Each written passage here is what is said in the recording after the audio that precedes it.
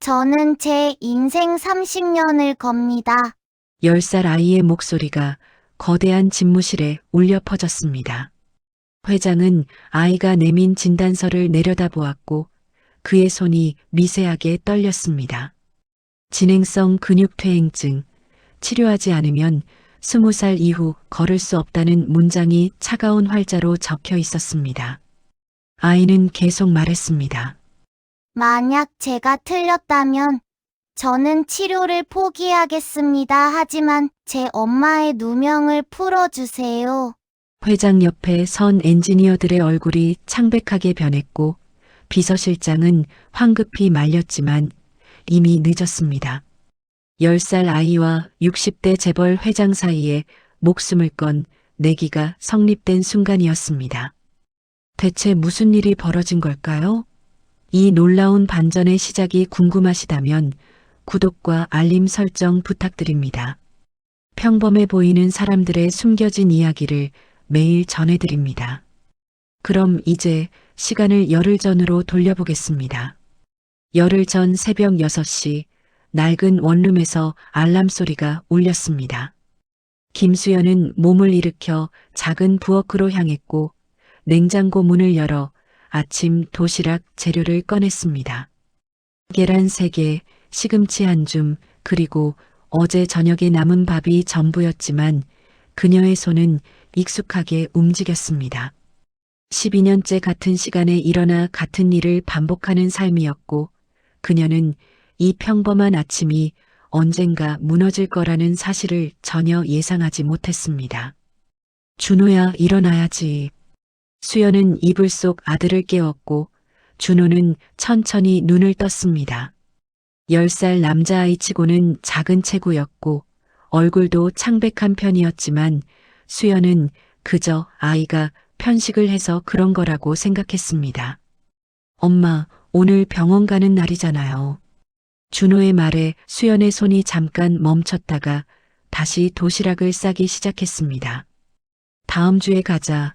이번 달 월급 나오면 가자. 준호는 더 이상 아무 말도 하지 않았지만 그의 눈빛에는 엄마가 보지 못한 걱정이 가득했습니다. 아침 7시 수연은 준호를 학교에 데려다주고 버스를 3번 갈아타고 강 회장 저택으로 향했습니다. 12년 전 남편이 교통사고로 세상을 떠난 후 그녀는 이 집에서 청소 일을 하며 아들을 키웠고 단 하루도 지각한 적이 없었습니다. 저택 뒷문으로 들어서자 관리인이 고개를 끄덕였고 수연은 무릎 보호대를 착용한 뒤 청소 도구를 챙겨 복도로 나갔습니다. 대리석 바닥에 무릎을 꿇고 걸레질을 시작하는 그녀의 뒷모습은 12년 동안 한 번도 변한 적이 없었습니다. 회장의 서재 앞을 지나갈 때였습니다. 안에서 목소리가 새어나왔고 수연은 본능적으로 걸음을 멈췄습니다. 아버지, 이번 달도 적자입니다. 블루프린트 프로젝트에 또 30억을 쏟아부었는데 결과는 제로예요. 민지의 목소리였고 그 뒤를 이어 회장의 고함이 터져 나왔습니다. 닥쳐. 이 프로젝트만 완성되면 우리는 업계 1위가 된다고. 민지가 다시 말했습니다. 25년입니다, 아버지. 25년 동안 수백억을 썼어도 7개 공식 중 3개도 못 풀었잖아요. 이제 그만 포기하시고. 회장의 목소리가 낮게 깔렸습니다. 나가, 지금 당장. 수연은 조용히 자리를 피했고 남의 집 사정에 끼어들 수 없다는 걸 누구보다 잘 알고 있었습니다. 같은 시각 준호는 학교에서 수학 시험을 보고 있었습니다. 문제지를 받아든 순간 그는 모든 답이 보였고 연필을 들어 빠르게 답을 적어 내려갔습니다. 5분이 채 지나지 않아 시험지를 다 채운 준호는 창밖을 바라보며 생각에 잠겼고 옆자리 친구가 놀란 표정으로 속삭였습니다. 야, 이준호, 벌써 다 풀었어? 준호는 고개만 끄덕였을 뿐 아무 말도 하지 않았습니다. 쉬는 시간이 되자 아이들은 운동장으로 뛰어나갔고 준호도 따라 나갔지만 벤치에 앉아 친구들이 뛰어노는 모습만 바라봤습니다. 다리에 힘이 없었고 오래 뛰면 통증이 왔기 때문이었습니다. 이준호는 맨날 저기 앉아만 있네. 운동 못하나 봐. 아이들의 수군거림이 들렸지만 준호는 아무 반응도 보이지 않았고 그저 하늘만 바라보며 엄마 생각을 했습니다. 오후 3시 수연은 회장의 서재를 청소하기 위해 들어갔습니다. 거대한 책장에는 두꺼운 책들이 빼곡히 꽂혀 있었고 그녀는 조심스럽게 먼지를 닦아냈습니다. 책을 정리하던 중 책 사이에 낀 종이 한 장을 발견했고 꺼내보니 복잡한 도면 같은 것이 그려져 있었습니다. 다시 꽂으려다 실수로 바닥에 떨어뜨렸고 그 순간 문이 벌컥 열리며 민지가 들어섰습니다. 뭐 하는 거예요? 민지의 목소리가 날카로웠고 수연은 황급히 종이를 주워 올렸습니다. 죄송합니다. 청소하다가 실수로. 민지가 다가와 종이를 낚아챘고 수연을 노려보며 말했습니다. 이거 함부로 만지면 안 돼요. 당장 나가요. 수연은 고개를 숙이고 서재를 나왔지만 가슴이 두근거리는 걸 멈출 수 없었습니다. 저녁 7시 수연이 집에 돌아오자 준호는 책상 앞에 앉아 숙제를 하고 있었습니다. 그런데 펼쳐진 문제집을 보고 수연은 눈을 크게 떴습니다. 준호야, 그거 대학교에서 푸는 문제 아니야? 준호는 고개를 들어 환하게 웃었습니다. 재미있어서요, 엄마. 수연은 아들의 머리를 쓰다듬으며 말했습니다. 우리 준호는 정말 똑똑해. 엄마가 더 열심히 일해서 좋은 학교 보내줄게. 준호가 엄마의 손을 잡았습니다. 엄마, 저는 그냥 엄마가 건강했으면 좋겠어요. 그 말에 수연의 눈시울이 붉어졌고 아들을 꼭 안아주었습니다. 밤 10시 수연이 잠든 후 준호는 조용히 일어났습니다. 서랍을 열어 종이 한 장을 꺼냈고 그것은 석 달 전 병원에서 받은 진단서였습니다. 진행성 근육퇴행증, 예상 치료비 약 1억 원, 치료하지 않을 경우 20세 이후 하반신 마비 예상. 준호는 진단서를 가만히 바라보다가 다시 서랍 깊숙이 넣었고 창밖을 보며 작은 목소리로 중얼거렸습니다. 엄마는 아직 몰라야 해. 엄마가 알면 너무 힘들어 하실 거야. 그의 눈에 눈물이 맺혔지만 소리내어 울지는 않았습니다. 다음 날 아침도 똑같이 시작되었습니다. 수연은 6시에 일어나 도시락을 싸고 준호를 깨웠으며 준호는 아무렇지 않은 척 학교에 갔습니다. 평범한 하루, 평범한 아침, 평범한 삶처럼 보였지만 그 안에는 아무도 모르는 고통과 걱정이 숨어 있었습니다. 수연은 아들의 병을 몰랐고 준호는 엄마의 힘든 삶을 지켜보며 가슴 아파했으며 둘 다 서로를 지키기 위해 비밀을 간직하고 있었습니다.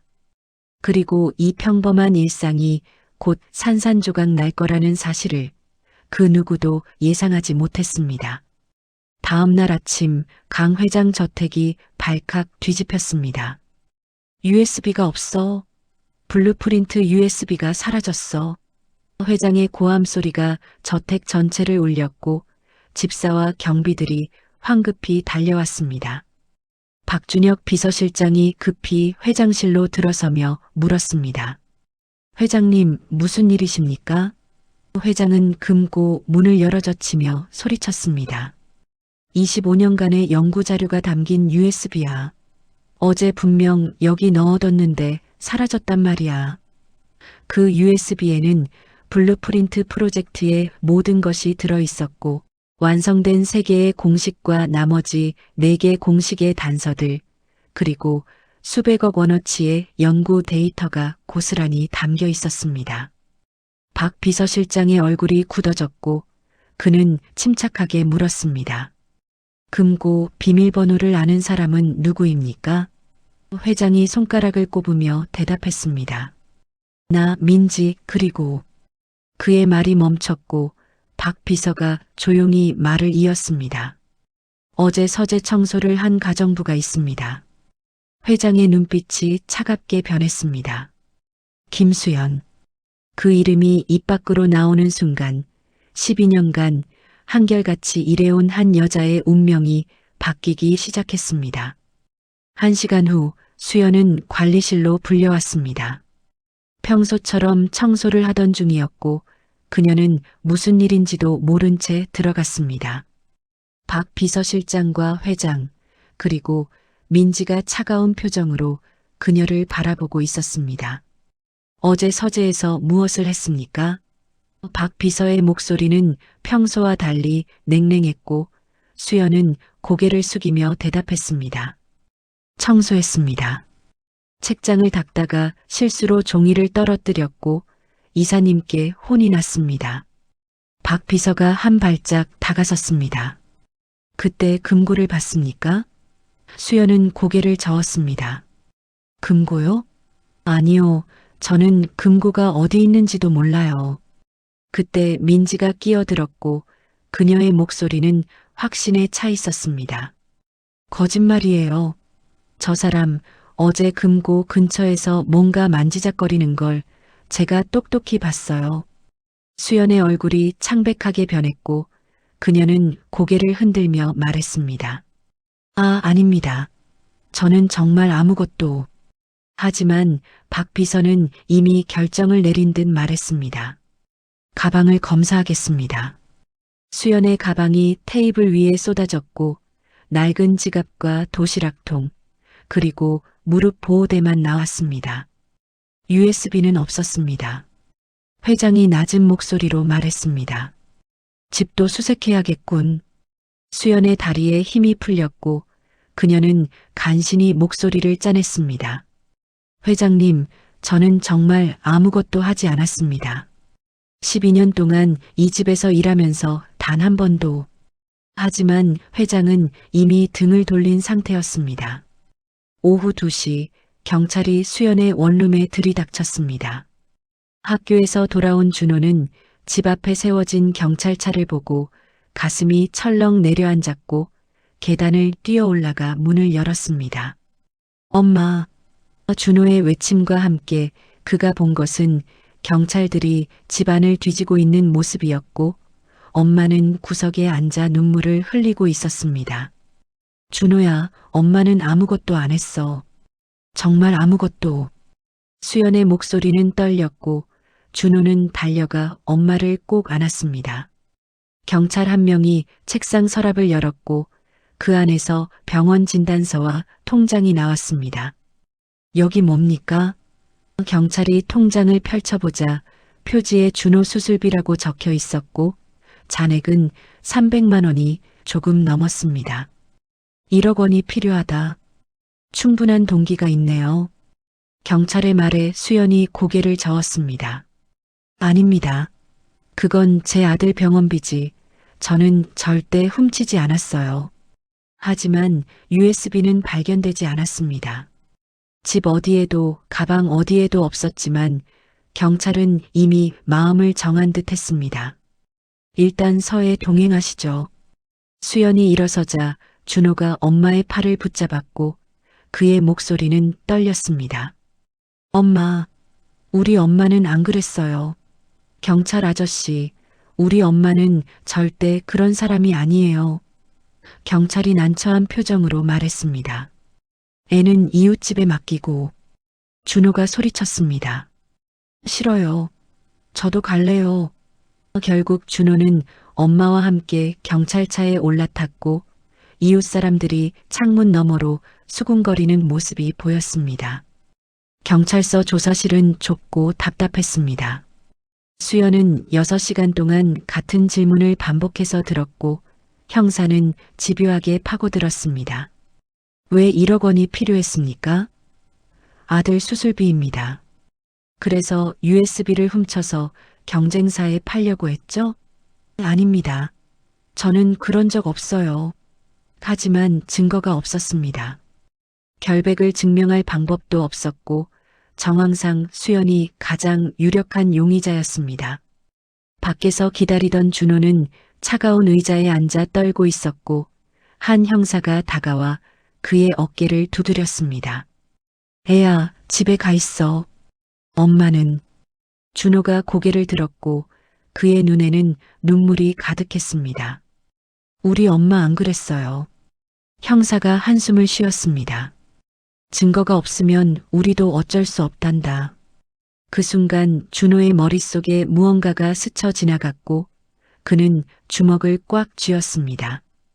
밤 10시 수연은 일단 귀가 조치되었습니다. 하지만 경찰은 경고했습니다. USB가 발견되거나 추가 증거가 나오면 구속영장 청구합니다.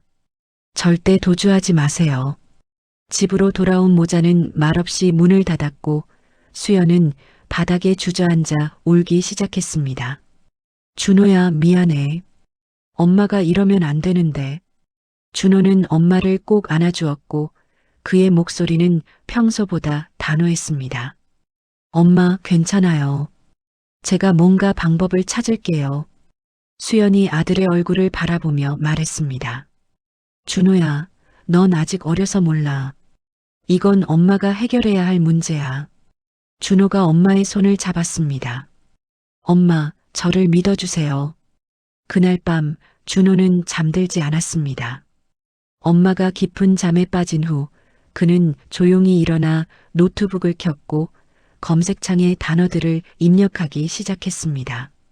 테크노메카닉스 그룹, 강철민 회장, 블루프린트 프로젝트. 수십 개의 기사가 쏟아져 나왔고 준호는 하나하나 읽어내려갔습니다. 25년째 미완성 프로젝트, 회사 매각 위기, 강철민 회장, 수백억 투자했지만 실패, 7개 핵심 공식 중 3개만 완성. 준호는 더 깊이 파고들었고 학술 논문 사이트와 공학 포럼, 특허 데이터베이스까지 뒤졌습니다. 그의 눈은 점점 빛나기 시작했고 손은 마우스를 빠르게 움직였습니다. 새벽 3시 준호는 노트를 펼치고 수식을 쓰기 시작했습니다. 열역학 방정식, 유체역학 공식, 재료공학 이론들이 줄줄이 적혔고 그의 손은 멈추지 않았습니다. 새벽 5시 첫 번째 공식의 실마리가 보였고 준호는 숨을 죽이며 계산을 이어갔습니다. 새벽 6시 엄마가 깨어나기 직전 준호는 노트를 덮었고 그의 눈에는 결심이 담겨 있었습니다. 엄마, 제가 지켜드릴게요. 꼭요. 그는 조용히 중얼거렸고 창밖으로 해가 떠오르기 시작했습니다. 12년 동안 무릎 꿇고 청소하며 자신을 키운 엄마를 10살 아이가 지켜내야 할 순간이 다가오고 있었습니다. 이틀 후 아침 7시 강 회장 저택 정문 앞에 작은 그림자 하나가 서 있었습니다. 준호였습니다.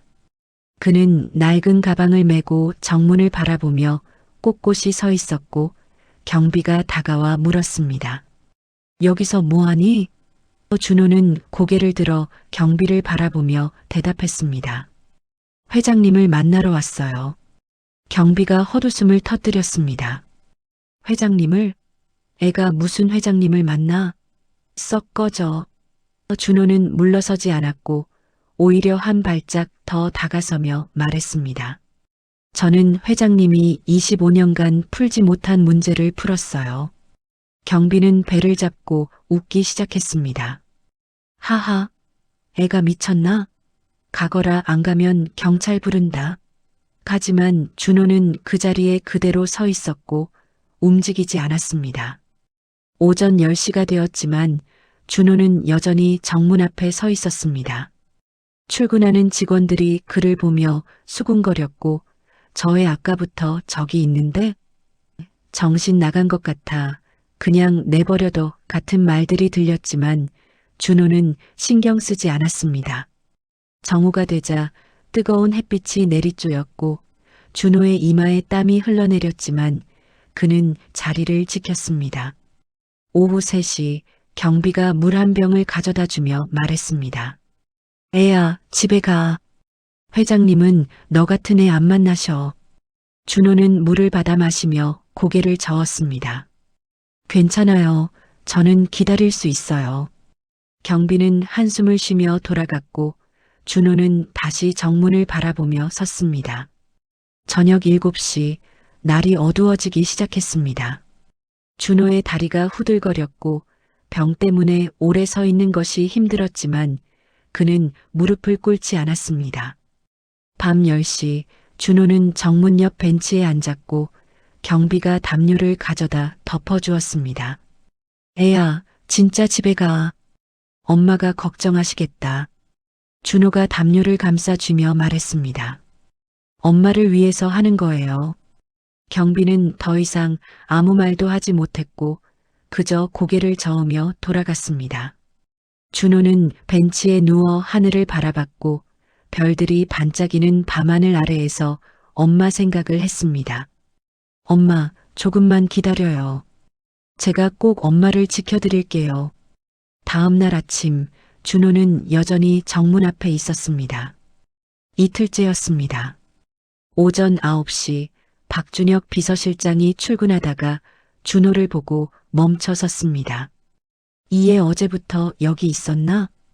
경비가 고개를 끄덕였습니다. 네, 비서실장님. 밤새 벤치에서 자고 계속 회장님을 만나겠다고 하는데 박 비서는 준호에게 다가갔고 가까이서 보니 아이의 얼굴은 창백했고 입술은 바짝 말라 있었습니다. 애야, 무슨 일이니? 준호가 고개를 들었고 그의 눈에는 눈물이 글썽였습니다. 저는 엄마를 지키고 싶어요. 박 비서의 표정이 굳어졌습니다. 엄마, 준호가 작은 목소리로 대답했습니다. 김수연, 청소하시던 분이요.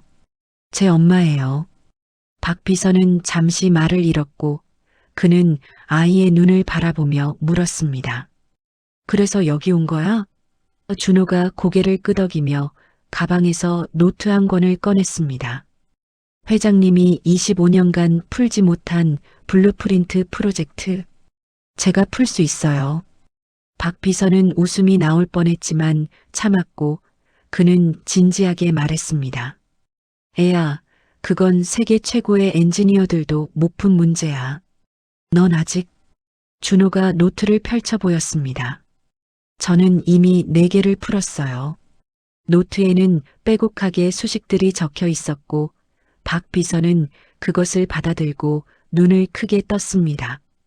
그는 공학을 전공하지 않았지만 그 수식들이 보통이 아니라는 것을 느낄 수 있었습니다. 이게 뭐지? 준호가 간절한 눈빛으로 말했습니다. 회장님께 보여주세요. 제발이요. 박 비서는 망설였지만 아이의 눈빛에는 무언가 특별한 것이 있었습니다. 그는 노트를 들고 회장실로 향했고 30분 후 회장 앞에 서서 보고했습니다. 회장님, 정문에 10살짜리 아이가 이틀째 서 있습니다. 회장은 서류를 보며 대답했습니다. 무슨 아이? 김수연의 아들입니다.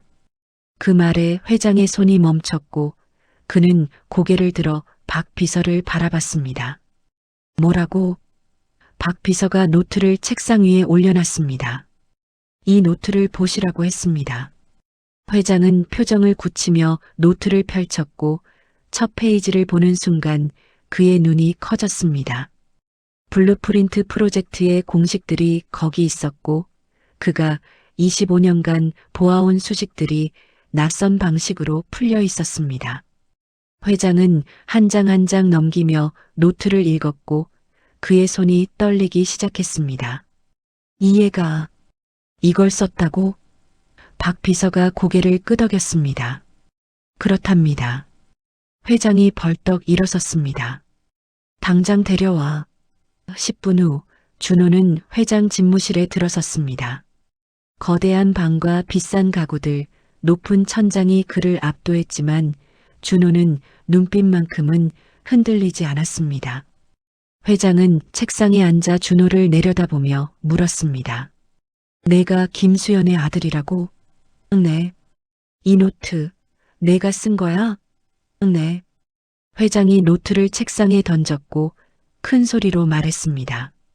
장난치지 마. 누가 대신 써준 거지? 준호는 움찔했지만 목소리만큼은 단호했습니다. 제가 직접 썼어요. 회장이 일어나 준호에게 다가왔고 그는 아이를 내려다보며 비웃듯 말했습니다. 10살짜리가 이런 걸 쓸 수 있을 리 없어. 준호가 한 걸음 앞으로 나서며 말했습니다. 시험해 보시면 돼요. 회장이 멈칫했습니다. 뭐라고? 준호의 목소리는 작았지만 확신에 차 있었습니다. 저한테 문제를 내주세요. 제가 풀어드릴게요. 그리고 회장이 팔짱을 끼며 물었습니다. 그리고 준호가 숨을 깊이 들이마시고 말했습니다. 제가 25년간 못 푸신 7개의 공식을 다 풀어드릴게요. 대신 제 엄마의 누명을 풀어주세요. 집무실이 조용해졌습니다. 회장은 준호를 뚫어지게 바라봤고 그의 눈빛이 변했습니다. 너 진담이니? 네. 회장이 책상으로 돌아가 앉으며 말했습니다. 만약 내가 거짓말을 하거나 틀린 답을 내놓으면 어떻게 되는지 알아? 준호가 고개를 끄덕였습니다. 제가 감옥에 가겠죠. 회장이 차갑게 웃었습니다. 그뿐이 아니야. 너와 내 엄마는 사기죄로 10년 이상 복역할 거야. 그리고 경쟁사에 기밀을 팔려 한 산업 스파이로 영원히 낙인 찍힐 거야. 준호의 얼굴이 창백해졌지만 그는 물러서지 않았습니다. 괜찮아요. 저는 제가 옳다는 걸 알아요. 회장이 창가로 걸어가며 말했습니다. 자신감은 대단하구나. 좋아. 그럼 조건을 더 추가하지. 그는 창밖을 바라보며 계속 말했습니다. 만약 내가 정말로 7개 공식을 다 풀면 나는 내 엄마의 누명을 풀어주고 1억 원을 주겠다. 준호의 눈이 커졌습니다. 하지만 내가 하나라도 틀리면 너와 내 엄마는 끝이야. 어때 할 거야? 준호는 잠시 망설였고 그의 머릿속에 엄마의 얼굴이 스쳐 지나갔습니다.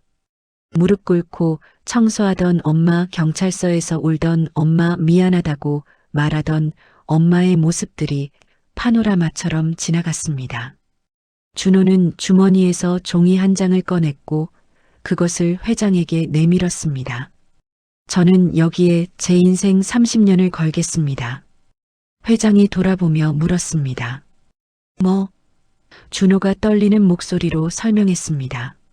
저는 병이 있어요. 치료하지 않으면 20살 이후 걸을 수 없어요. 이 1억 원은 제 수술비예요. 회장은 종이를 받아들고 읽기 시작했고 그의 표정이 굳어졌습니다. 진행성 근육퇴행증. 준호가 계속 말했습니다. 만약 제가 틀리면 저는 치료를 포기하겠습니다. 제 미래 30년을 포기하겠습니다. 박 비서실장이 황급히 나섰습니다. 회장님, 이건 너무 심합니다. 아이가. 하지만 회장은 준호를 뚫어지게 바라보고 있었습니다. 이 아이의 눈빛에는 거짓이 없었고 광기도 없었으며 오직 엄마를 향한 사랑만 가득했습니다. 회장은 천천히 손을 내밀었고 낮은 목소리로 말했습니다. 좋아, 내기는 성립됐다. 준호가 회장의 손을 잡았고 작은 손과 큰 손이 맞잡히는 순간 집무실의 공기가 무거워졌습니다. 회장이 말을 이었습니다. 내일 오전 10시 여기로 와라. 우리 회사 최고의 엔지니어들 앞에서 증명해봐. 준호가 고개를 끄덕였습니다. 네. 준호가 집무실을 나가자 문이 닫혔고 회장은 박 비서를 바라보며 물었습니다. 저 아이, 진짜일까? 박 비서가 대답했습니다. 모르겠습니다. 하지만 저 눈빛은 거짓말을 하는 눈이 아닙니다. 회장이 창밖을 바라보며 중얼거렸습니다. 25년. 정말 끝날 수 있을까? 다음 날 오전 10시 준호는 다시 회장 집무실에 들어섰습니다. 이번에는 회장뿐 아니라 5명의 사람들이 더 있었고 그들의 눈빛은 하나같이 차가웠습니다. 최진수 수석 엔지니어와 4명의 박사급 연구원들이었고 그들은 15년 동안 블루프린트 프로젝트에 매달려온 사람들이었습니다. 최 엔지니어가 준호를 위아래로 훑어보며 비웃듯 말했습니다. 회장님, 농담이시죠? 10살짜리가 블루프린트를 푼다고요? 회장이 팔짱을 낀 채 대답했습니다. 시험해보자는 거야. 최 엔지니어가 한숨을 쉬며 준호에게 다가왔고 그는 고개를 숙여 아이와 눈높이를 맞추며 물었습니다. 애야, 내가 정말 공식을 풀었다고? 준호는 고개를 끄덕였고 그의 목소리는 작았지만 확신에 차 있었습니다. 네. 최 엔지니어가 웃음을 터뜨렸습니다. 하하, 우리가 15년 동안 못 푼 걸 10살짜리가? 이건 시간 낭비야, 회장님. 준호가 조용히 말했습니다. 그럼 시험해 보세요. 최 엔지니어의 웃음이 멈췄고 그의 얼굴에 짜증이 스쳤습니다. 좋아, 그럼 한번 해보자고. 넌 10분도 못 버틸 거야. 회장이 손을 들어 제지하며 말했습니다. 최 엔지니어, 4번째 공식부터 시작하게. 그게 가장 기초적이니까. 최 엔지니어가 고개를 끄덕이며 거대한 칠판 앞으로 걸어갔습니다. 칠판에 복잡한 방정식이 적히기 시작했고 최 엔지니어는 분필을 빠르게 움직이며 설명했습니다. 블루프린트 프로젝트의 4번째 공식, 하이브리드 엔진의 열효율을 계산하는 공식이야. 우리는 이 공식의 마지막 단계에서 막혔어. 열손실 계수를 구할 수가 없었거든. 칠판이 방정식으로 가득 채워졌고 그 복잡함에 준호를 제외한 모든 사람들이 긴장한 표정을 지었습니다. 최 엔지니어가 분필을 내려놓으며 말했습니다. 이 X값을 구해봐. 전 세계 물리학자 5명이 도전했지만 전부 실패했어. 내가 할 수 있겠어? 준호는 칠판을 바라보며 천천히 다가갔고 분필을 집어들었습니다. 주변 사람들이 웃음을 참으려 애쓰는 모습이 보였습니다. 어린아이가 분필을 든 모습이 그들 눈에는 우스꽝스러워 보였고 한 연구원이 옆 사람에게 속삭였습니다. 저거 봐, 손도 떨려. 얼마나 버틸까? 하지만 준호가 칠판에 첫 번째 수식을 쓰기 시작하자 분위기가 변하기 시작했습니다. 휙, 휙, 휙. 준호의 손이 빠르게 움직였고 미분 방정식이 줄줄이 적혔으며 적분 기호가 나타났다가 변수 치환이 이루어졌습니다. 한 연구원이 중얼거렸습니다. 잠깐, 저 방법은. 최 엔지니어의 눈이 커졌고 그는 무의식적으로 한 걸음 앞으로 나섰습니다. 3분이 지나자 칠판의 왼쪽이 가득 채워졌고 준호는 멈추지 않고 오른쪽으로 넘어갔습니다. 5분이 지나자 오른쪽도 수식으로 빼곡해졌으며 7분째 준호는 마지막 계산을 마치고 숫자를 적었습니다. X는 0.847입니다. 준호가 분필을 내려놓자 집무실이 조용해졌고 아무도 말을 하지 않았습니다. 최 엔지니어가 계산기를 집어들어 숫자를 두드리기 시작했고 한 연구원은 노트북을 열어 검증 프로그램을 실행했습니다. 10초가 지났고 20초가 지났으며 30초가 지나자 연구원의 목소리가 떨렸습니다. 이건 맞습니다. 회장이 자리에서 벌떡 일어섰습니다. 뭐라고? 연구원이 노트북 화면을 돌려 보이며 말했습니다. 정말 맞아요, 회장님. 15년 동안 못 푼 4번째 공식을. 최 엔지니어가 칠판으로 달려가 수식들을 하나하나 확인하기 시작했고 그의 손가락이 칠판을 따라 움직이며 떨렸습니다. 이 방법은 우리가 시도하지 않은 접근이야. 연력학 제2법칙을 역으로 적용했어. 그리고 여기 이 변수 치환은. 최 엔지니어의 얼굴이 창백해졌고 그는 뒤로 물러서며 중얼거렸습니다. 이게 어떻게 가능하지? 회장이 준호에게 다가왔고 그의 목소리에는 믿을 수 없다는 감정이 가득했습니다. 자네가 정말 푼 거야? 하지만 최 엔지니어는 인정하고 싶지 않았고 그는 목소리를 높이며 말했습니다. 운이야. 그냥 운이었어. 준호가 조용히 그를 바라보며 말했습니다. 그럼 다음 문제 내보세요. 최 엔지니어가 돌아봤습니다. 뭐?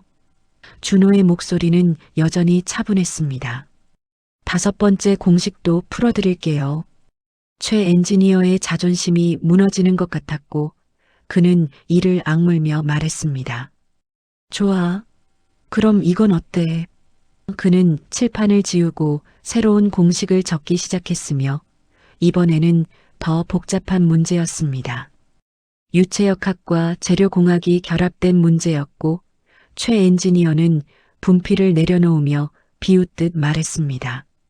이건 노벨상 받은 물리학자도 포기한 문제야. 내가 풀 수 있을 것 같아? 준호는 대답하지 않고 다시 분필을 집어들었습니다. 이번에는 더 오래 걸렸고 그의 이마에 땀이 맺히기 시작했습니다. 5분, 7분, 10분이 지나자 준호의 손이 조금 느려졌지만 멈추지는 않았습니다. 회장과 엔지니어들은 숨을 죽이고 지켜봤고 준호의 손끝에서 수식들이 끊임없이 쏟아져 나왔습니다. 15분째 준호가 마지막 숫자를 적고 뒤로 물러섰습니다. 끝났어요. 연구원들이 다시 검증을 시작했고 이번에도 결과는 똑같았습니다. 정답입니다. 한 연구원이 믿을 수 없다는 표정으로 말했습니다. 이것도 맞아요, 회장님. 최 엔지니어가 칼신구로 주저앉으며 칠판을 바라봤고 그의 입에서 나온 말은 작은 중얼거림이었습니다. 말도 안 돼. 15년을. 우리가 15년을. 회장이 다가와 준호의 어깨에 손을 올렸고 그의 손은 떨리고 있었습니다. 자네는 도대체 누구지? 준호가 회장을 올려다보며 대답했습니다. 저는 그냥 엄마를 지키고 싶은 아들이에요. 회장의 눈시울이 붉어졌고 그는 고개를 돌려 눈물을 감췄습니다. 박 비서실장이 물 한 잔을 가져왔고 준호에게 건네며 말했습니다. 좀 쉬었다 하는 게 어때? 하지만 준호는 고개를 저었습니다. 아니요, 계속할래요. 회장이 놀란 표정으로 물었습니다. 지금? 준호가 고개를 끄덕이며 말했습니다. 네, 나머지도 지금 풀고 싶어요. 한 번에 끝내고 싶어요. 회장이 준호의 얼굴을 자세히 봤고 아이는 피곤해 보였지만 눈빛만큼은 흔들림이 없었습니다. 왜 그렇게 서두르지? 준호의 목소리가 떨렸습니다. 제 엄마는 지금도 집에서 불안해하고 있어요. 빨리 끝내서 엄마를 안심시켜드리고 싶어요. 그 말에 회장은 잠시 말을 잃었고 박 비서를 바라봤습니다. 박 비서가 고개를 끄덕이자 회장이 말했습니다. 알았어, 계속하자. 최 엔지니어가 힘없이 일어서며 말했습니다. 회장님, 제가 6번째 공식을. 회장이 손을 들어 제지했습니다. 아니야, 이번엔 내가 직접 문제를 내겠어. 회장이 칠판 앞으로 걸어갔고 그는 분필을 들어 천천히 공식을 적기 시작했습니다. 6번째 공식, 이건 내가 20년 동안 가장 집착했던 문제야. 엔진의 진동을 최소화하는 공식인데 이 문제만 풀면 우리 엔진은 세계 최고가 될 수 있어. 회장의 목소리에는 간절함이 묻어났고 칠판에 적힌 공식은 이전 것들보다 훨씬 복잡했습니다. 준호는 칠판을 바라보며 숨을 깊이 들이마셨고 다시 분필을 집어들었습니다. 이번에는 20분이 걸렸고 준호의 다리가 후들거리기 시작했지만 그는 멈추지 않았습니다. 회장은 그 모습을 지켜보며 주먹을 꽉 쥐었고 25년 동안의 한이 이 순간에 달려있다는 걸 느꼈습니다. 준호가 마지막 계산을 마치고 분필을 내려놓았을 때 그의 얼굴은 땀으로 범벅이었습니다. 다 끝났어요. 준호의 목소리는 간신히 들릴 정도로 작았고 그의 다리가 휘청거렸습니다. 최 엔지니어가 황급히 달려가 준호를 붙잡았고 괜찮니? 라고 물었습니다. 준호는 고개를 끄덕였지만 그의 입술은 창백했습니다. 회장이 준호를 소파에 앉히고 물을 건넸으며 연구원들은 6번째 공식을 검증하기 시작했습니다. 5분이 지나자 연구원이 떨리는 목소리로 말했습니다. 회장님, 이것도 정답입니다. 회장이 무릎을 꿇었고 그는 칠판을 바라보며 눈물을 흘리기 시작했습니다. 드디어 준호는 소파에 앉아 물을 마시며 숨을 고르고 있었습니다. 회장은 여전히 무릎을 꿇은 채 칠판을 바라보고 있었고 그의 어깨가 미세하게 떨리고 있었습니다. 박 비서실장이 조심스럽게 다가가 말했습니다. 회장님, 오늘은 여기까지 하시는 게. 하지만 회장이 손을 들어 제지했고 그는 천천히 일어나 준호에게 다가왔습니다. 자네, 오늘은 충분히 했어. 내일 다시 오게. 준호가 고개를 저었고 그의 목소리는 여전히 작았지만 단호했습니다. 아니요, 오늘 끝낼래요. 회장이 놀란 표정으로 물었습니다. 지금 자네 몸 상태가. 준호가 회장을 올려다보며 말했습니다. 제 엄마는 지금 이 순간에도 누명을 쓰고 있어요. 하루라도 빨리 끝내야 해요. 최 엔지니어가 끼어들었고 그의 목소리에는 이전과 달리 존경심이 묻어났습니다. 애야, 내 능력은 인정하지만 7번째 공식은 달라. 그건 우리가 25년 동안 가장 많은 시간을 쏟은 문제야. 천재들도 몇 달씩 고민했어. 준호가 최 엔지니어를 바라보며 말했습니다. 그래도 해볼래요. 회장이 한숨을 쉬며 준호의 어깨를 두드렸습니다. 알겠네. 하지만 중간에 힘들면 언제든 말하게. 준호가 고개를 끄덕이고 일어섰으며 칠판 앞으로 걸어가는 그의 발걸음은 조금 흔들렸지만 멈추지 않았습니다. 회장이 분필을 집어들고 칠판에 공식을 적기 시작했고 그의 손도 떨리고 있었습니다. 7번째 공식, 이건 모든 공식의 핵심이야. 이 공식이 완성되지 않으면 나머지 6개도 무용지물이 돼. 회장의 목소리는 무겁게 가라앉았고 칠판에는 지금까지와는 차원이 다른 복잡한 수식이 채워지기 시작했습니다. 이 공식은 엔진의 효율, 진동, 열손실, 내구성을 모두 통합하는 최종 방정식이야. 우리는 25년 동안 수없이 시도했지만 한 번도 답에 가까이 가지 못했어. 회장이 분필을 내려놓고 물러섰으며 칠판은 온통 검은 글씨로 뒤덮여 있었습니다. 준호는 한참 동안 칠판을 바라보며 움직이지 않았고 그의 눈동자만이 빠르게 움직이며 수식들을 읽어내려갔습니다. 1분, 2분, 3분이 지났지만 준호는 여전히 서 있기만 했습니다. 최 엔지니어가 불안한 표정으로 속삭였습니다. 저 아이가 멈췄어. 역시 7번째는 무리였나? 하지만 박 비서가 손을 들어 제지했습니다. 아니야, 저 아이는 지금 생각하고 있어. 기다려보자고. 5분이 지나자 준호가 천천히 분필을 집어들었고 칠판에 첫 번째 수식을 적기 시작했습니다. 그의 손은 이전보다 느렸지만 정확했고 수식 하나하나가 마치 살아 움직이는 것처럼 칠판을 채워나갔습니다. 연구원 한 명이 노트북으로 준호가 쓰는 수식을 실시간으로 입력하기 시작했고 다른 연구원들도 각자의 전공 분야에서 검증을 준비했습니다. 10분이 지나자 준호는 칠판의 왼쪽 절반을 채웠고 20분이 지나자 오른쪽으로 넘어갔습니다. 회장은 의자에 앉아 두 손을 모으고 준호를 지켜보고 있었고 그의 입술은 파르르 떨리고 있었습니다. 25년 그가 인생의 절반을 쏟아부은 프로젝트가 지금 이 순간 완성될지도 모른다는 생각에 그는 숨조차 제대로 쉴 수 없었습니다. 30분이 지나자 준호의 이마에서 땀이 뚝뚝 떨어지기 시작했고 그의 손이 조금씩 느려졌습니다.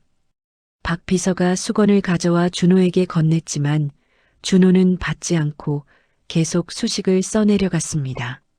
40분째 준호의 다리가 심하게 떨리기 시작했고 최 엔지니어가 의자를 가져오려 했지만 준호는 고개를 저었습니다.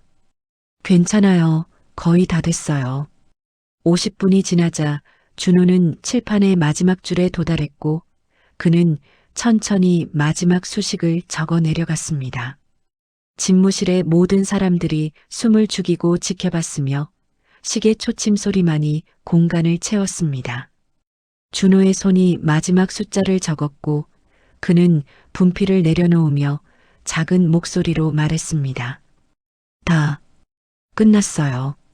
그 순간 준호의 다리에 힘이 풀렸고 그는 앞으로 쓰러지기 시작했습니다.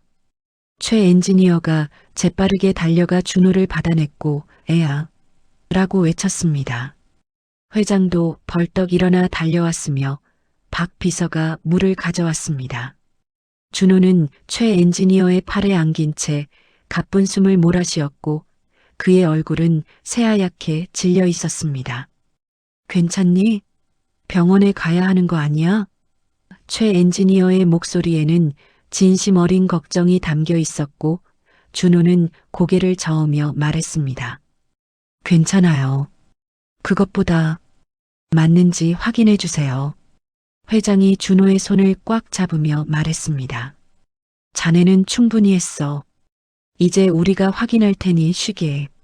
연구원들이 일제히 움직이기 시작했고 한 명은 칠판에 수식을 사진으로 찍어 컴퓨터로 옮겼으며 다른 연구원들은 각자의 계산기와 노트북으로 검증을 시작했습니다.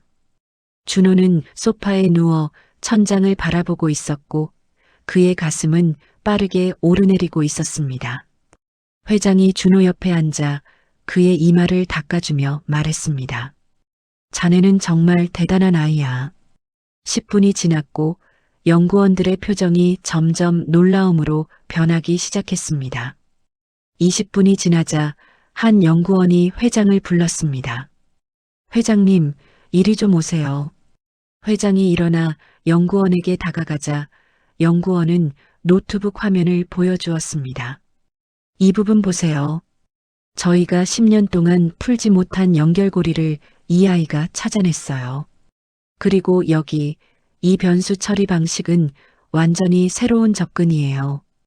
회장의 손이 떨리기 시작했고 그는 화면을 뚫어지게 바라봤습니다. 다른 연구원들도 하나둘씩 고개를 들었고 그들의 얼굴에는 믿을 수 없다는 표정이 가득했습니다. 최 엔지니어가 칠판 앞에 서서 수식을 하나하나 짚어가며 확인했고 그의 입에서 작은 탄성이 흘러나왔습니다. 이건 천재적이야.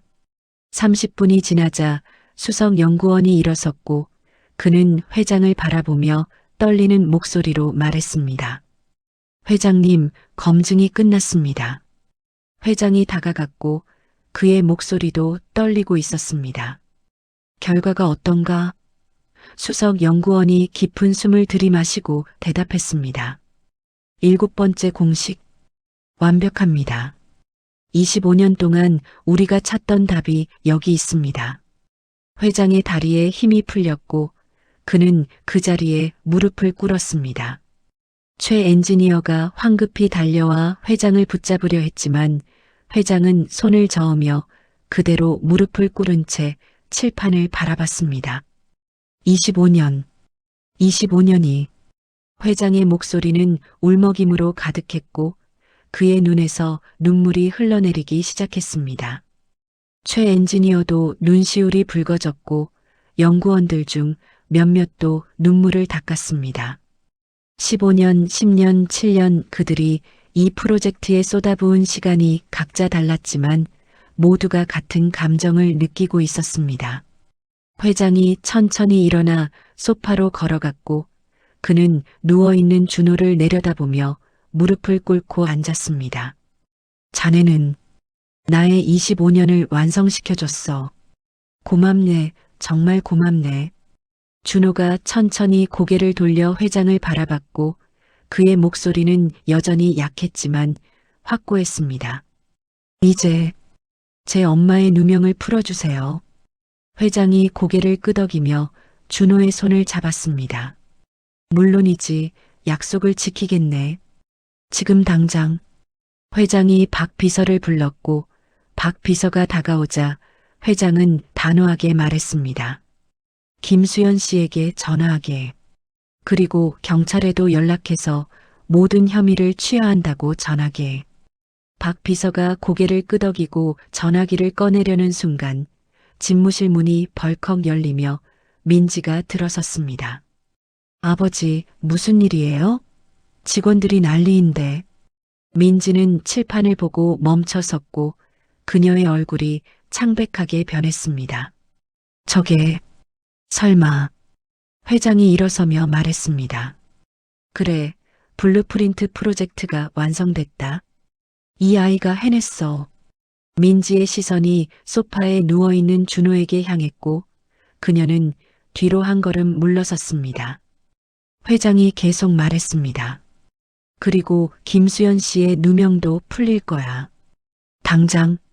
민지의 얼굴에 당황한 기색이 스쳤고 그녀는 입술을 깨물며 말했습니다. 하지만 아버지, 증거도 없이 어떻게. 회장이 손을 들어 제지했습니다. 이 아이가 증명했어. 그의 능력을, 그의 진실함을, 그리고 그의 엄마가 무고하다는 것을. 민지는 아무 말도 하지 못했고 그녀는 준호를 마지막으로 한 번 더 바라본 후 집무실을 나갔습니다. 회장은 그녀의 뒷모습을 바라보며 한숨을 쉬었고 다시 준호에게로 시선을 돌렸습니다. 자네, 이제 집에 가서 쉬게. 내일 다시 만나자고. 준호가 고개를 끄덕였고 최 엔지니어와 박 비서가 준호를 일으켜 세웠습니다.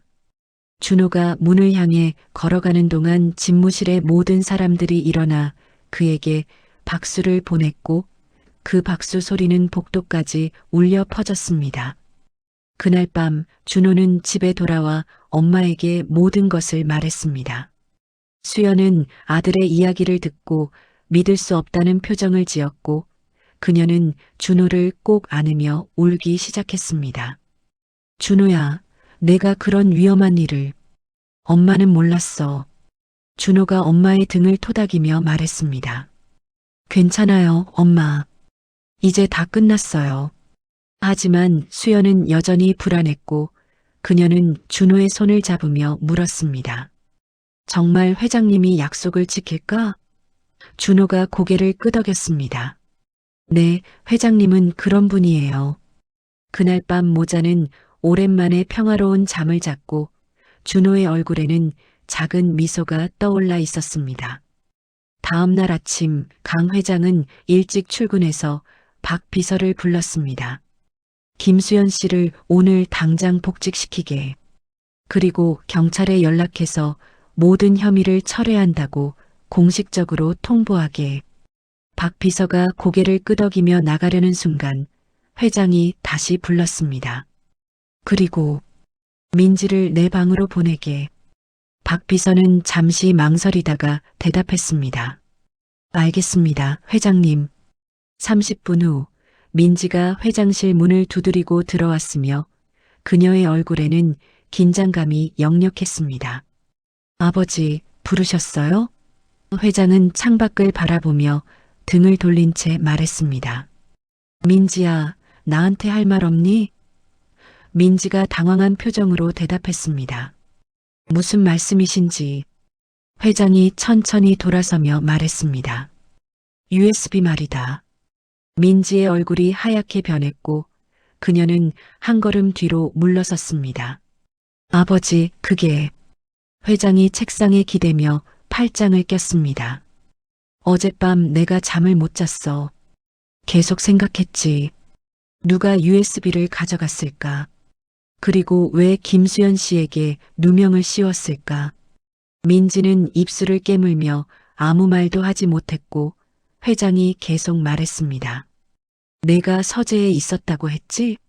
김수연 씨가 금고 근처에서 뭔가 만지작거렸다고 내가 증언했어. 민지가 고개를 끄덕였지만 그녀의 손은 떨리고 있었습니다. 회장이 한숨을 쉬며 말했습니다. 민지야, 나는 내 아버지야. 내가 거짓말할 때 표정을 알아. 그 말에 민지의 눈에 눈물이 고이기 시작했습니다. 아버지. 민지의 목소리가 떨렸고 회장은 의자에 앉으며 말했습니다. 진실을 말해라. 지금이라도. 민지는 한참 동안 침묵했고 그녀의 어깨가 작게 떨리기 시작했습니다. 마침내 그녀가 입을 열었고 작은 목소리가 흘러나왔습니다. 제가 USB를 가져갔어요. 회장의 몸이 굳었고 그는 믿을 수 없다는 표정으로 딸을 바라봤습니다. 뭐라고? 민지가 눈물을 흘리며 계속 말했습니다. 저는 아버지께 인정받고 싶었어요. 하지만 아버지는 항상 그 프로젝트만 보셨어요. 저를 한 번도 제대로 봐주신 적이 없었죠. 회장이 일어서며 말했습니다. 그래서 USB를 훔쳤단 말이냐? 민지가 고개를 저으며 말했습니다. 훔친 게 아니에요. 저는 경쟁사에서 스카우트 제안을 받았어요. 그들이 블루프린트 자료를 보고 싶어 했고 저는 아버지를 떠나고 싶었어요.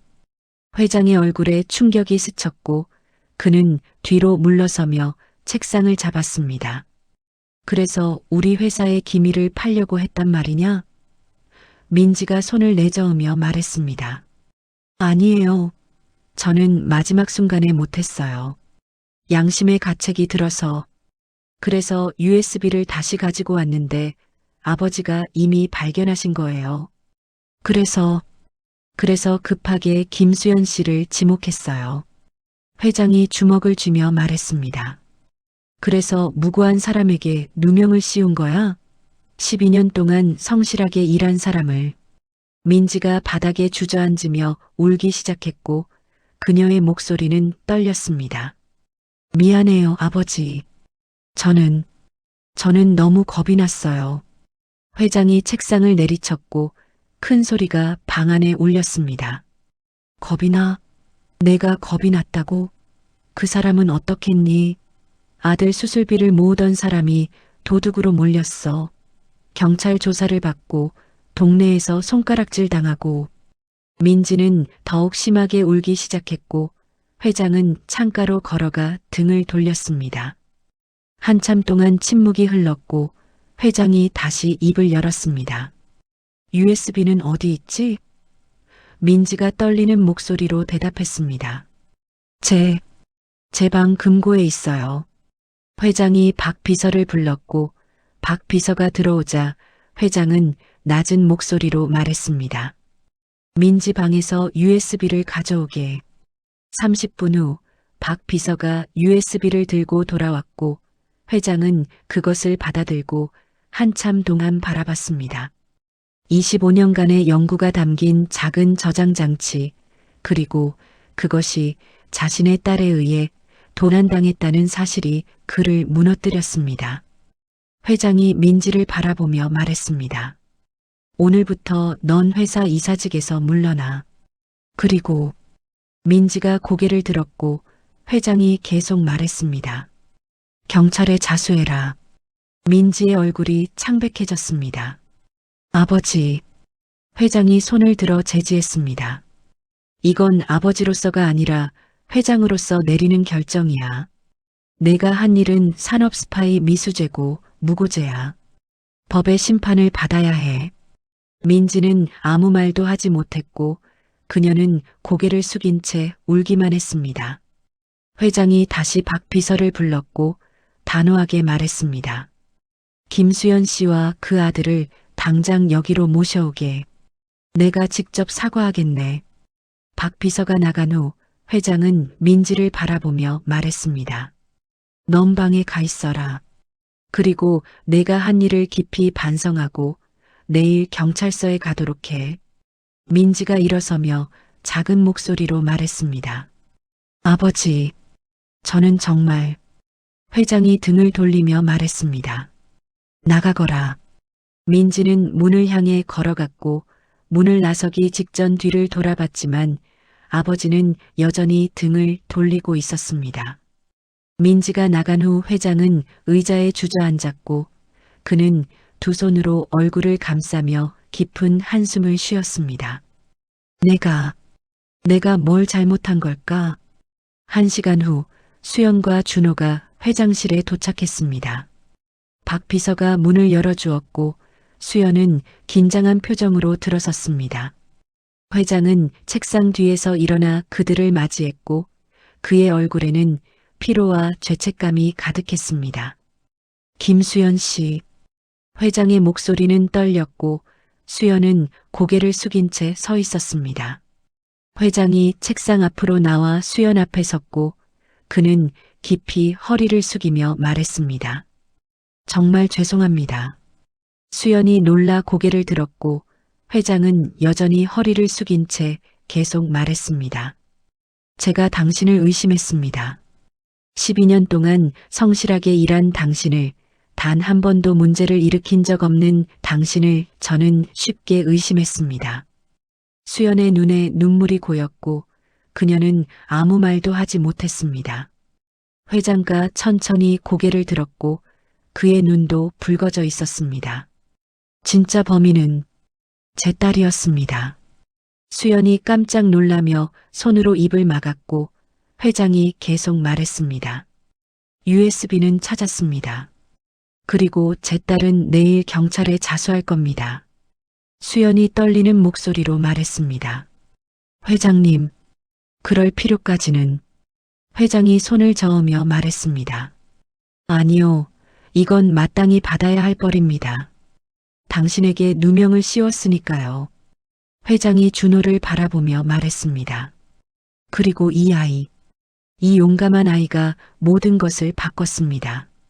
준호는 회장을 바라보며 작게 고개를 숙였고 회장이 다가와 준호의 어깨를 잡았습니다. 자네가 아니었다면 진실은 영원히 묻혔을 거야. 고맙네, 정말 고맙네. 회장이 다시 수연을 바라보며 말했습니다. 오늘부터 복직하십시오. 그리고 밀린 급여와 위자료를 지급하겠습니다. 수연이 고개를 저으며 말했습니다. 회장님, 저는 그냥 제 결백만 증명되면. 회장이 단호하게 말했습니다. 아니요, 이건 당연한 겁니다. 그리고 회장이 봉투 하나를 꺼냈습니다. 약속한 1억 원입니다. 준호 군의 수술비로 쓰십시오. 수연의 눈이 커졌고 그녀는 황급히 손을 저으며 말했습니다. 안 됩니다, 회장님. 이건 너무 큰 돈이에요. 회장이 봉투를 수연의 손에 쥐어주며 말했습니다. 이건 제가 준호 군과 한 약속입니다. 그리고 이 아이가 우리 회사를 살렸습니다. 당연히 받으셔야 합니다. 수연은 봉투를 들고 눈물을 흘리기 시작했고 준호가 다가가 엄마를 안아주었습니다. 회장은 그 모습을 바라보며 미소를 지었지만 그의 눈에는 여전히 슬픔이 남아 있었습니다. 며칠 후 회장은 준호를 다시 불렀습니다. 이번에는 집무실이 아닌 저택의 작은 정원이었고 회장은 벤치에 앉아 준호를 기다리고 있었습니다. 준호가 엄마와 함께 도착하자 회장은 일어나 그들을 맞이했고 수연에게 말했습니다. 잠시 준호 군과 단둘이 이야기할 수 있을까요? 수연이 고개를 끄덕이며 물러서자 준호는 회장 옆에 앉았고 한동안 둘은 아무 말 없이 정원의 꽃들을 바라봤습니다. 회장이 먼저 입을 열었고 그의 목소리는 평소보다 부드러웠습니다. 준호 군, 자네에게 물어보고 싶은 게 있네. 준호가 고개를 돌려 회장을 바라봤고 회장이 계속 말했습니다. 자네는 언제 공식을 다 풀었지? 준호는 잠시 망설이다가 대답했습니다. 사흘 전이요. 회장의 눈이 커졌고 그는 놀란 표정으로 물었습니다. 사흘 전? 그럼 내게 오기 전에 이미. 준호가 고개를 끄덕였습니다. 네, 저는 엄마가 경찰서에서 조사받던 날 밤부터 공식을 풀기 시작했어요. 그리고 이틀 만에 다 풀었어요. 회장은 말을 잃었고 그는 준호를 뚫어지게 바라봤습니다. 그럼 왜 바로 오지 않았지? 자네 엄마는 하루하루가 고통이었을 텐데. 준호가 작은 목소리로 대답했습니다. 저는 회장님을 시험해보고 싶었어요. 회장의 표정이 굳어졌고 그는 준호의 말을 기다렸습니다. 준호가 계속 말했습니다. 회장님이 정말 제 엄마의 결백을 믿고 싶어 하는지 아니면 그냥 공식만 중요한 건지 알고 싶었어요.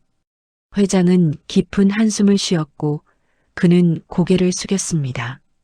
그래서 이틀 동안 정문에서 기다린 건가? 준호가 고개를 끄덕였습니다. 네, 만약 회장님이 돈과 기술만 중요하게 생각하는 분이라면 저는 공식을 영원히 묻을 생각이었어요. 회장이 깜짝 놀라며 물었습니다. 뭐라고? 자네 엄마를 위해서라면서. 준호가 회장을 똑바로 바라보며 말했습니다.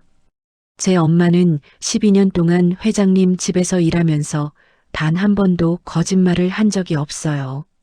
그런 엄마를 의심한 건 회장님이 사람보다 돈을 더 중요하게 생각했기 때문이에요. 회장의 얼굴이 창백해졌고 준호가 계속 말했습니다.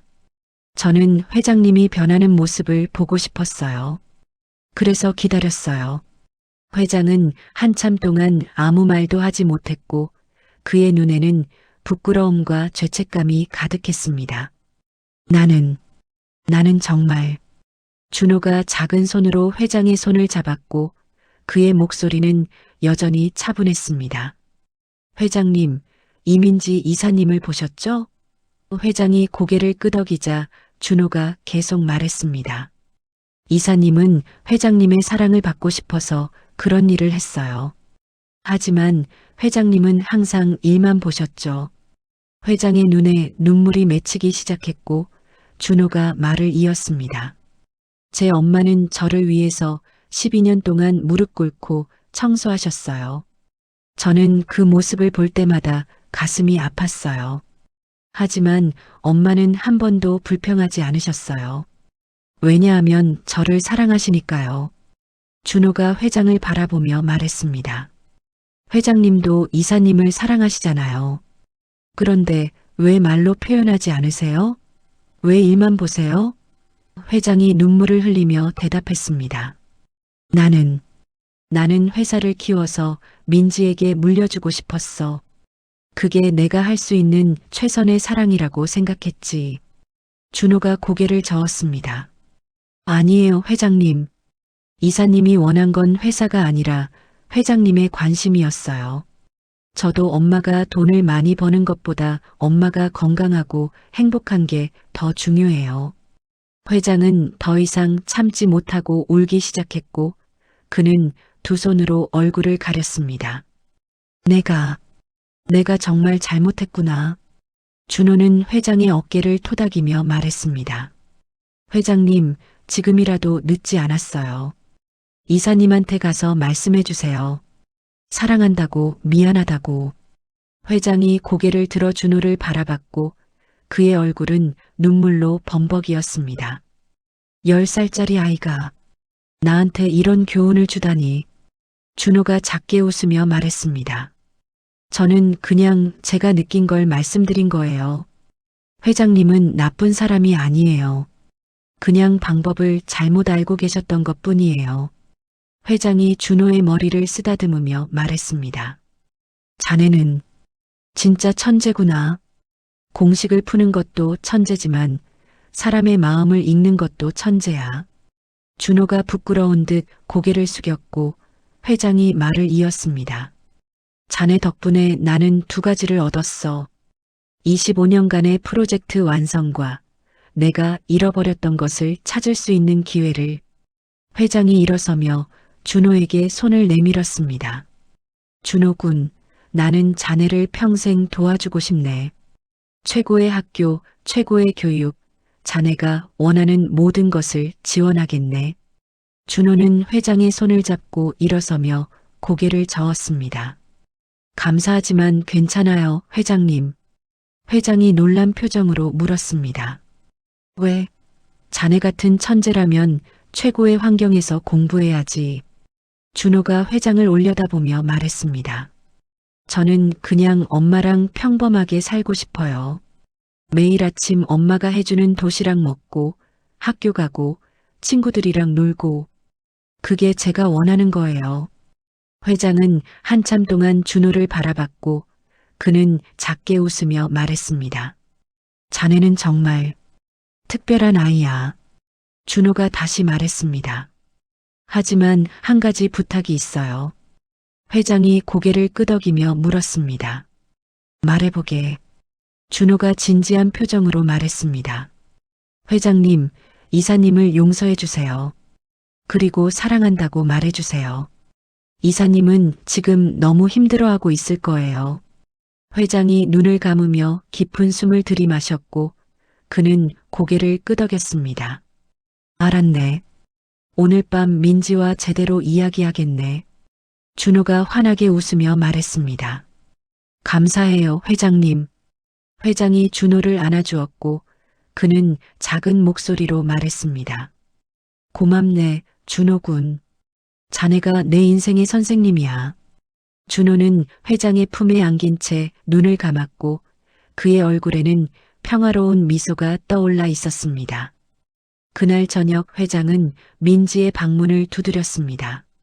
민지는 침대에 앉아 창밖을 바라보고 있었고 아버지가 들어오자 황급히 일어섰습니다. 아버지. 회장은 방 안으로 들어와 민지 옆에 앉았고 한동안 둘은 아무 말도 하지 않았습니다. 회장이 먼저 입을 열었습니다.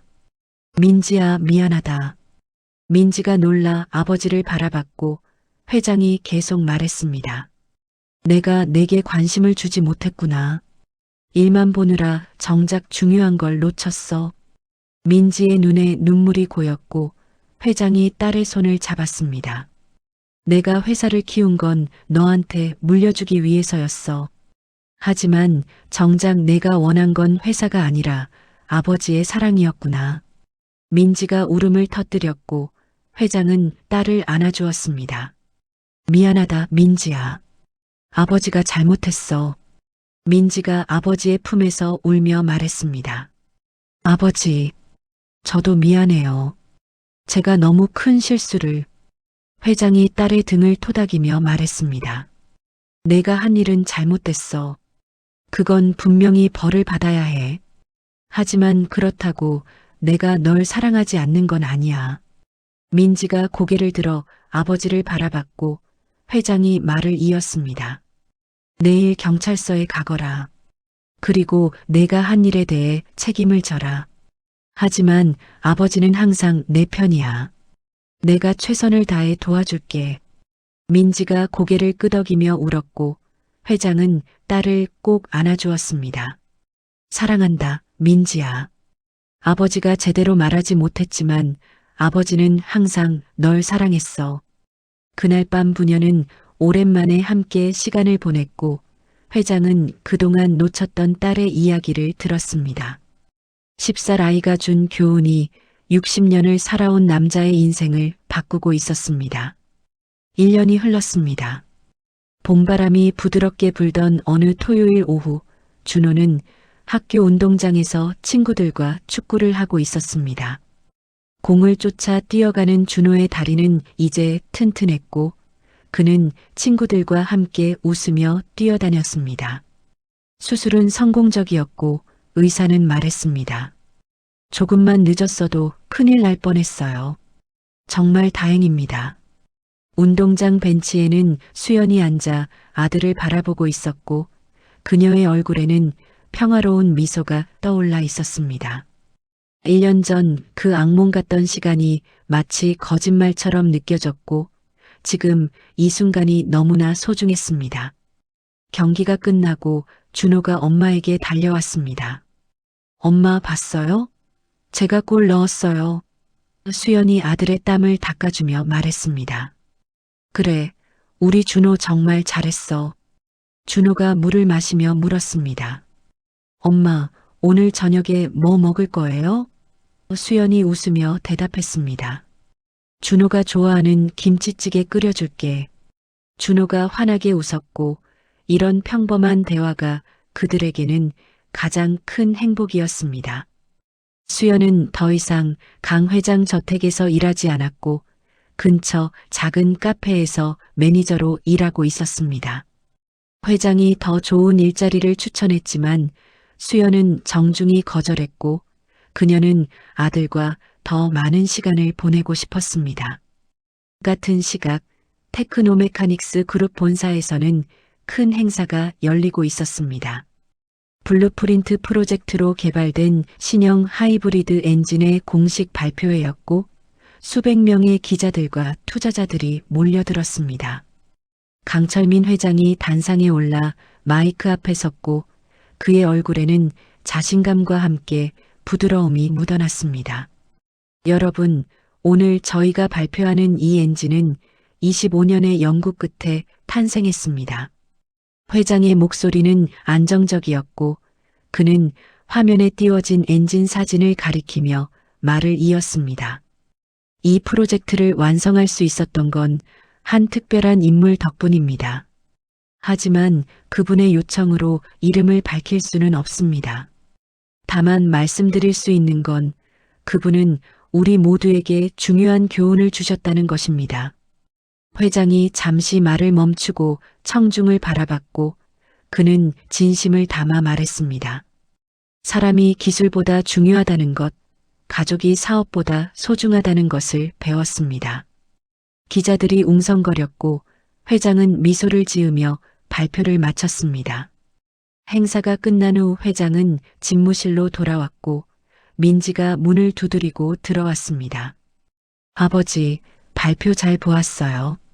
민지의 목소리는 1년 전과 달리 차분했고 그녀의 눈빛에는 성숙함이 담겨 있었습니다.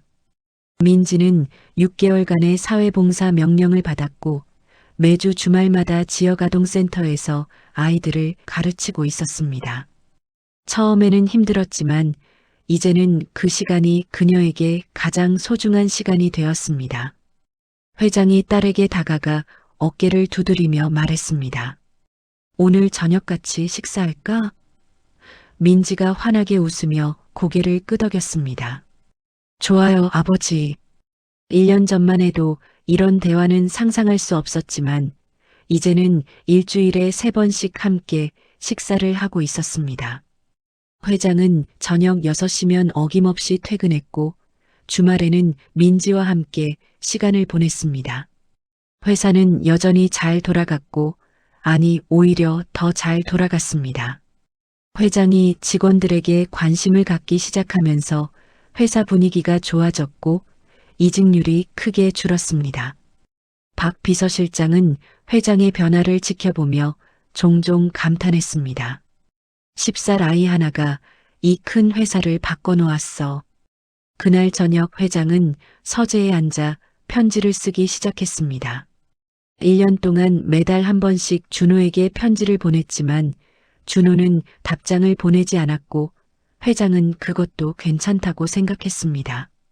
준호는 평범한 삶을 원했고 회장은 그 선택을 존중했습니다. 하지만 오늘은 특별한 날이었고 1년이 되는 날이었습니다. 회장은 만년필을 들고 천천히 글씨를 써내려갔습니다. 준호 군에게 1년이 지났습니다. 자네가 우리 삶에 들어온 지 정확히 1년이 되는 날입니다. 이 1년 동안 나는 많은 것을 배웠습니다. 자네가 가르쳐준 교훈을 하루도 잊은 적이 없습니다. 회장의 손이 종이 위를 천천히 움직였고 그는 마음속 깊은 곳에서 우러나오는 말들을 적어 내려갔습니다. 블루프린트 프로젝트는 성공했고 우리 회사는 업계 1위가 되었습니다. 하지만 그것보다 더 중요한 것을 얻었습니다. 바로 내 딸과의 관계입니다. 민지는 이제 매일 저녁 나와 이야기를 나눕니다. 그 아이가 무엇을 좋아하는지, 무엇을 걱정하는지, 어떤 꿈을 꾸는지 이제야 알게 되었습니다. 62년을 살면서 가장 큰 후회는 너무 늦게 깨달았다는 것입니다. 회장은 잠시 펜을 멈추고 창밖을 바라봤고 별들이 빛나는 밤하늘이 보였습니다. 그는 다시 편지를 이어갔습니다. 자네는 나에게 물었습니다. 왜 말로 표현하지 않느냐고. 그 질문이 내 인생을 바꿨습니다. 이제 나는 매일 민지에게 말합니다. 사랑한다고, 자랑스럽다고, 고맙다고. 자네에게 최고의 교육을 제공하고 싶었지만 자네는 거절했습니다. 평범하게 살고 싶다고 했죠. 처음에는 이해할 수 없었습니다. 그 놀라운 재능을 왜 숨기려 하는지. 하지만 이제는 압니다. 자네는 이미 가장 중요한 것을 알고 있었습니다. 행복은 특별한 데 있는 게 아니라 평범한 일상 속에 있다는 것을요. 회장의 눈에 눈물이 맺혔고 그는 마지막 문장을 적었습니다. 준호 군, 자네는 내 인생의 선생님입니다. 10살 아이에게 이런 말을 하는 게 우습게 들릴 수 있지만 이것은 진심입니다. 자네가 건강하고 행복하기를 매일 기도합니다. 언제든 도움이 필요하면 연락하십시오. 나는 항상 자네 편입니다. 강철민 올림. 며칠 후 준호는 우편함에서 회장의 편지를 발견했습니다. 그는 방으로 들어가 편지를 읽었고 편지를 다 읽고 나서 한참 동안 창밖을 바라봤습니다. 수연이 방문을 두드리며 물었습니다. 준호야, 뭐 보고 있어? 준호가 돌아보며 엄마에게 편지를 보여주었고 수연은 편지를 읽으며 눈시울이 붉어졌습니다. 회장님이 정말 많이 변하셨구나. 준호가 고개를 끄덕이며 말했습니다. 네, 엄마. 저는 이게 하고 싶었어요. 수연이 아들을 안아주었고 준호는 엄마의 품에 안긴 채 작은 목소리로 말했습니다. 엄마, 저 행복해요. 지금 이대로가 좋아요. 수연이 아들의 머리를 쓰다듬으며 말했습니다. 엄마도 행복해, 우리 준호. 그날 밤 준호는 회장에게 짧은 답장을 썼습니다. 회장님께 편지 잘 받았습니다. 회장님이 변하신 모습을 보니 정말 기쁩니다. 저는 지금 친구들과 축구도 하고 엄마와 함께 저녁도 먹고 평범하게 잘 지내고 있습니다. 회장님도 이사님과 행복하게 지내세요. 그게 제가 바라는 전부입니다. 가끔 회장님 생각이 나면 하늘의 별을 봅니다. 그 별들처럼 회장님도 항상 빛나시길 바랍니다. 준호 올림. 준호는 편지를 봉투에 넣고 우표를 붙였으며 다음날 아침 학교 가는 길에 우체통에 넣었습니다. 며칠 후 회장은 준호의 편지를 받았고 그는 편지를 읽으며 미소를 지었습니다. 그리고 그 편지를 서재 책상 서랍 깊숙한 곳에 소중히 보관했습니다. 계절이 바뀌고 또 바뀌었습니다. 준호는 평범한 중학생이 되었고 가끔 어려운 수학 문제를 풀 때면 그날의 기억이 떠올랐습니다. 칠판 앞에 서서 공식을 풀던 순간 회장님의 눈물, 엄마의 안도하던 얼굴. 하지만 그는 그 기억을 조용히 간직했고 친구들에게 말하지 않았습니다. 그는 그저 평범한 학생으로 살고 싶었고 그것으로 충분했습니다. 수연은 카페 매니저로 승진했고 작지만 안정적인 삶을 살고 있었습니다. 가끔 저택에서 함께 일했던 동료들을 만나면 그들은 수연을 부러워했습니다. 어떻게 그런 일이 있었어? 하지만 수연은 자세히 말하지 않았고 그저 웃으며 대답했습니다. 운이 좋았죠. 강철민 회장은 더 이상 회사에서 밤을 새우지 않았고 직원들에게 관심을 갖기 시작했으며 무엇보다 딸과의 시간을 가장 소중히 여겼습니다. 민지는 사회봉사를 마친 후에도 계속 아동센터에서 자원봉사를 했고 그녀는 그곳에서 진짜 보람을 느꼈습니다. 어느 날 민지가 아버지에게 말했습니다. 아버지, 저 회사 경영보다 교육 쪽 일을 하고 싶어요. 1년 전 같았으면 회장은 반대했겠지만 이제는 달랐습니다. 내가 원하는 대로 해라. 아버지는 내 선택을 지지한다. 민지의 눈에 눈물이 고였고 그녀는 아버지를 꼭 안아주었습니다. 어느 겨울날 저녁 회장은 서재에서 창밖에 눈을 바라보고 있었습니다. 그의 책상 위에는 블루프린트 엔진이 올해의 기술상을 받았다는 기사가 놓여 있었지만 그는 그것보다 서랍 쪽 준호의 편지가 더 소중했습니다. 그는 조용히 중얼거렸습니다. 고맙네, 준호군. 자네가 내게 준 선물은 기술이 아니라 인생이었어. 눈은 계속 내렸고 세상은 하얀 눈으로 덮여갔습니다. 어딘가에서 10살 아이가 재벌 회장에게 준 교훈은 여전히 빛나고 있었고 그 빛은 앞으로도 오랫동안 사라지지 않을 것입니다. 때로는 가장 어린 사람이 가장 큰 지혜를 가지고 있고 때로는 가장 작은 행동이 가장 큰 변화를 만들어냅니다. 준호의 이야기는 그것을 증명했습니다.